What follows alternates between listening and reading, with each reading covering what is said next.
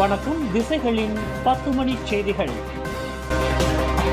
கொள்முதல் மசோதா மூலம் மற்றொரு மிகப்பெரிய சீர்திருத்தம், பிரதமர் அறிவிப்பு. முந்தைய அரசாங்கம் செயல்படுத்த துணிச்சலோ அல்லது விருப்பமோ கொண்டிருக்காத மற்றொரு மிகப்பெரிய சீர்திருத்தத்தை மடானி அரசாங்கம் அமல்படுத்தவிருப்பதாக பிரதமர் டத்தோஸ்ரீ அன்வார் இப்ராஹிம் இன்று நாடாளுமன்றத்தில் அறிவித்துள்ளார். 2023ஆம் ஆண்டு பொதுநிதி மற்றும் பொறுப்புக்கூறல் சட்டம் இயற்றப்பட்டதைப் போன்று கொள்முதல் சட்டத்தின் வாயிலாக மற்றொரு மிகப்பெரிய சீர்திருத்தத்தை அரசாங்கம் கொண்டு வரவிருப்பதாக நிதி அமைச்சருமான டத்தோஸ்ரீ அன்வார் குறிப்பிட்டார். இது நாட்டின் நிர்வாகத் திறனை வலுப்படுத்துவதுடன் அரசாங்கத்தின் அதிகாரத்தை கட்டுப்படுத்துவதாக இருக்கும் என்று அவர் சுட்டிக்காட்டினார். இந்த சட்ட மசோதாவின் மூலம் நிதி அமைச்சரின் முடிவுகள் உட்பட கொள்முதல் தொடர்பான அனைத்து முடிவுகளும் சரிபார்க்கவும் அவற்றின் சமநிலையை உறுதி செய்யவும் முடியும் என்று டத்தோஸ்ரீ அன்வார் தெரிவித்தார். குறிப்பாக நிதி அமைச்சர் எடுக்கக்கூடிய முடிவுகளை நடுவர் மன்றம் மூலமாக சவால் விடவும் சிறப்பு பணிக்குழு மூலம் மறுமதிப்பீடு செய்யவும் இது வழிவகுக்கும். அதேவேளையில் இந்த முடிவுகளில் நிகழக்கூடிய தவறுகளுக்கு சம்பந்தப்பட்டவரை தண்டிக்கவும் இந்த சட்டம் வகை செய்கிறது. இதில் நிதி அமைச்சரும் விதி விலக்கல்ல என்று டத்தோஸ்ரீ அன்வார் தெளிவுபடுத்தினார். இவ்விவகாரங்களில் நாட்டின் கண்ணியமும் சுயமரியாதையும் சார்ந்திருப்பதால் இதுபோன்ற கடும் விதிகளை உட்படுத்தி சட்டத்தை அறிமுகப்படுத்த முந்தைய அரசாங்கம் துணியவில்லை என்று பிரதமர் விளக்கினார். பொய்யான ஆவணங்களை சமர்ப்பித்து 21 லட்சம் ரிங்கேட் கோரியது, 2 முக்கிய நபர்கள் கைது. வங்கி ஒன்றுக்கு சொந்தமான அறவாரியத்தின் முன்னாள் தலைமை செயல்முறை அதிகாரி ஒருவரையும் அரசு சாரா இயக்கம் ஒன்றின் தலைவரையும் மலேசிய ஊழல் தடுப்பு ஆணையமான SPRM கைது செய்துள்ளது. இருவரும் கூட்டாக சேர்ந்து பொய்யான ஆவணங்களை சமர்ப்பித்து 21 லட்சம் ரிங்கெட்டை கோரியதாக கூறப்படும் குற்றச்சாட்டின் பேரில் அந்த 2 நபர்களும் இன்று காலையில் புத்ராஜயா மஜிஸ்ட்ரேட் நீதிமன்றத்தில் நிறுத்தப்பட்டு தடுப்பு காவல் அனுமதி பெறப்பட்டது. 30 மற்றும் 50 வயதுடைய அவ்விருவரையும் வரும் ஆகஸ்ட் 31ஆம் தேதி வரை தடுப்பு காவலில் வைப்பதற்கு நீதிமன்றம் உத்தரவிட்டுள்ளது. நேற்று மாலை 5:30 மணிக்கும் இரவு 11:30 மணிக்கும் இடைப்பட்ட நேரத்தில் புத்ராஜயாவில் உள்ள SPRM தலைமையகத்திற்கு வரும்படி அழைப்பு விடுக்கப்பட்ட அவ்விரு நபர்களும் விசாரணைக்கு பின்னர் கைது செய்யப்பட்டுள்ளனர். ஜோஹர் ஸ்கூடாய் மலேசிய தொழில்நுட்ப பல்கலைக்கழகத்தின் பலாபேஸ் பயிற்சியாளர் சம்சுல் அரி சம்சுடின் மரண விவகாரம் தொடர்பில் அவரின் சடலம் வரும் வெள்ளிக்கிழமை தோண்டப்படும் என்று அறிவிக்கப்பட்டுள்ளது. சம்பந்தப்பட்ட மாணவனின் புலன் விசாரணையை புக்கிடமான் போலீஸ் தலைமையகம் நேரடியாக தனது கட்டுப்பாட்டிற்குள் கொண்டு வந்துள்ளது. இந்நிலையில் 22 வயது மதிக்கத்தக்க அந்த பயிற்சி மாணவனின் உடலில் 2வது சவ பரிசோதனை நடத்துவதற்கு ஏதுவாக அவரின் உடலை தோண்டி எடுப்பதற்கு ஷாலாம் உயர் நீதிமன்றம் நேற்று உத்தரவு பிறப்பித்துள்ளது. அந்த உத்தரவுக்கு ஏற்ப வரும் வெள்ளிக்கிழமை தனது மகனின் உடல் தோண்டப்படும் என்று தங்களுக்கு தெரியப்படுத்தப்பட்டுள்ளதாக அந்த மாணவனின் தாயார் உமு ஹல்மான் பி டவுலட்கன் இன்றிரவு தெரிவித்துள்ளார்.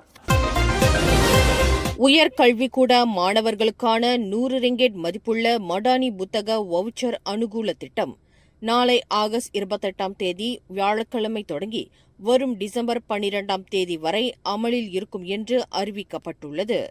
இந்த திட்டத்தின் வாயிலாக நாடு முழுவதும் உள்ள அரசாங்க பொது பல்கலைக்கழகங்கள், பாலிடெக்னிக் கல்லூரிகள், சமூக கல்லூரிகள் மற்றும் தனியார் பல்கலைக்கழகங்களைச் சேர்ந்த சுமார் 5 லட்சம் மாணவர்கள் பயன்பெறவிருக்கின்றனர். உயர்கல்விக்கூட மாணவர்களின் தேவைகளை பூர்த்தி செய்யும் அதே வேளையில் அவர்களின் நிதி சுமையை குறைக்கும் வகையில் 100 ரிங்கெட்டிற்கான புத்தக வவுச்சர்கள் வழங்கப்படுவதாக உயர்கல்வி அமைச்சு அறிவித்துள்ளது. கோலாலம்பூர் மாநகர் மன்றமான DBKL-இன் உயர் அரசாங்க அதிகாரியான மூத்த இயக்குநர் ஒருவர் எந்தவொரு பணமும் செலுத்தாமல் அவருக்கு ஆடம்பர கொண்டோமினியம் வீடு கைமாறியது தொடர்பில் மலேசிய ஊழல் தடுப்பு ஆணையமான SPRM தொடர்ந்து விசாரணை செய்து வருவதாக அதன் தலைமை ஆணையர் தான் ஸ்ரீ அசாம் பாக்கி தெரிவித்தார். டத்தோ பண்டார் அலுவலகத்தில் ஜூசா B கிரேட் அந்தஸ்தை கொண்டுள்ள 50 வயதுடைய அந்த உயர் அதிகாரி உட்பட 3 நபர்களை SPRM கைது செய்துள்ளது.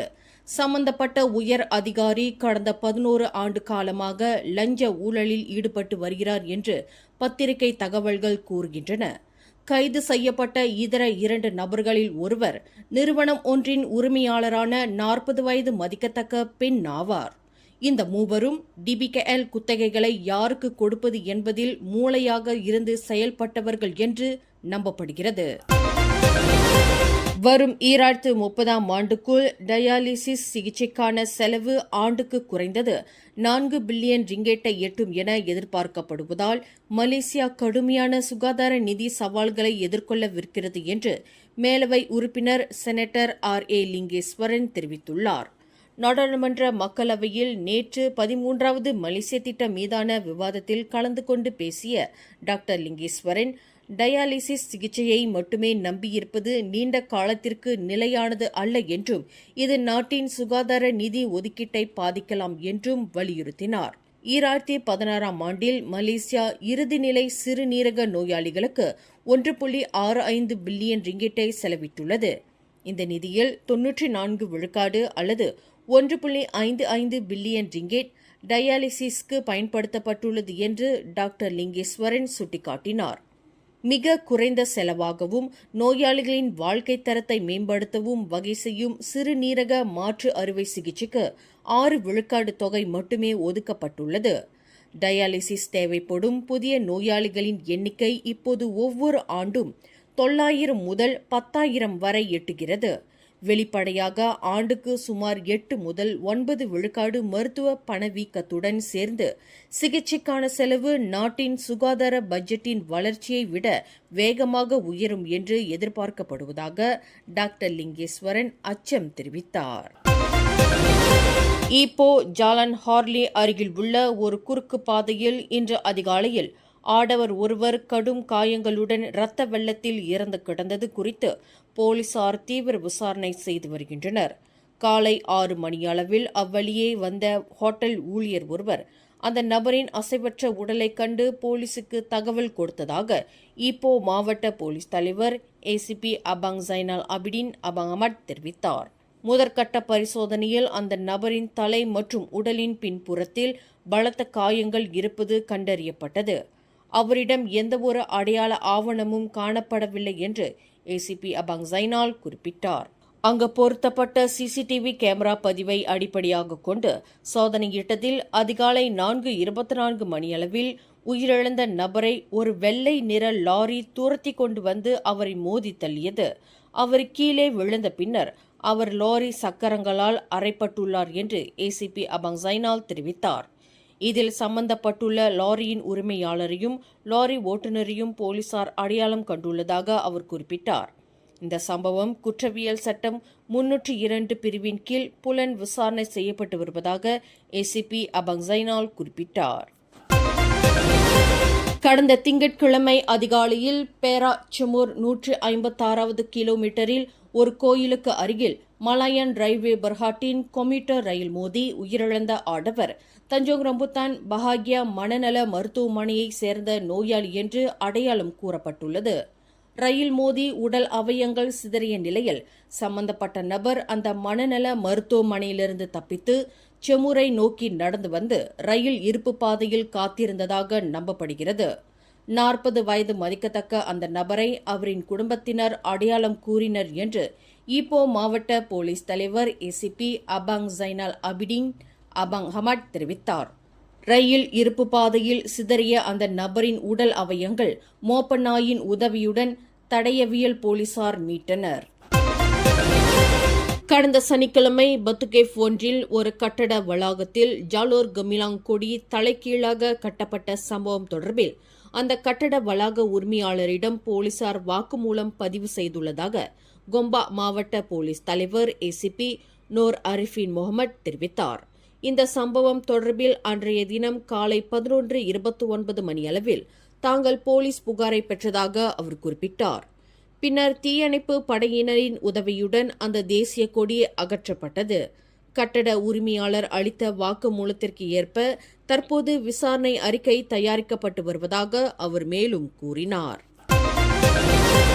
இவ்வாண்டு ஜனவரி முதல் ஜூலை வரை பேரா கரிக்கிலிருந்து கிளாந்தான் ஜெல்லிக்கு செல்லும் கிழக்கு மேற்கு நெடுஞ்சாலை முழுவதிலும் உள்ள 224 சாலை குழிகள் மூடப்பட்டுள்ளன.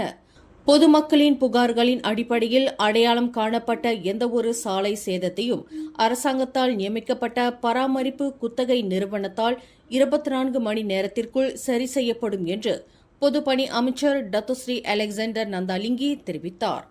அதனைத் தவிர்த்து எதிர்பாராத சம்பவம் நிகழ்ந்தால் உடனடி நடவடிக்கையாக அவசரகால பணிகளை மேற்கொள்வதற்கு அக்குத்தகை நிறுவனங்களுக்கு வழங்கப்படும் என்று அலெக்சாண்டர் நந்தாலிங்கி குறிப்பிட்டார். அதிகமான மரண விபத்துகளை சந்தித்திருக்கும் கிழக்கு மேற்கு நெடுஞ்சாலையில் குறுகிய, நடுத்தர மற்றும் நீண்டகால உள்கட்டமைப்பு சிக்கல்களுக்கு விரிவான தீர்வுகள் குறித்து செனட்டர் டத்தோ ஷம்சுடின் அப்துல் கஃபார் மேலவையில் எழுப்பிய கேள்விக்கு அலெக்சாண்டர் நந்தாலிங்கி இவ்வாறு பதிலளித்தார்.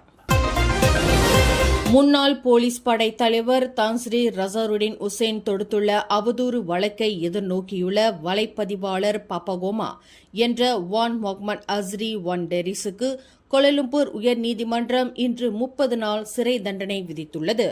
இவ்வழக்கில் நீதிமன்றத்தை அவமதிப்பு செய்த குற்றத்திற்காக அந்த வலைப்பதிவாளருக்கு 30 நாள் சிறை தண்டனை விதிப்பதாக நீதித்துறை ஆணையர் கன் தெக்சாங் தமது தீர்ப்பில் தெரிவித்தார். முன்னாள் ஐஜிபி தொடுத்துள்ள அவதூறு வழக்கு நிலுவையில் இருக்கும் பட்சத்தில் வழக்கின் தன்மை குறித்து பகிரங்கமாக விமர்சித்தது மூலம் அவர் நீதிமன்ற உத்தரவை மீறியிருப்பது உறுதியாகியிருப்பதாக உயர்நீதிமன்ற நீதிபதி தமது தீர்ப்பில் குறிப்பிட்டார். மேலும் செய்திகளை தெரிந்து கொள்ள கீழே இருக்கும் பெல் பட்டனை அழுத்துங்கள். உங்கள் மகிழ்ச்சியை வெளிப்படுத்த லைக் மற்றும் ஷேர் செய்யுங்கள். தொடர்ந்து திசைகளோடு இணைந்திருக்க சப்ஸ்கிரைப் செய்யுங்கள்.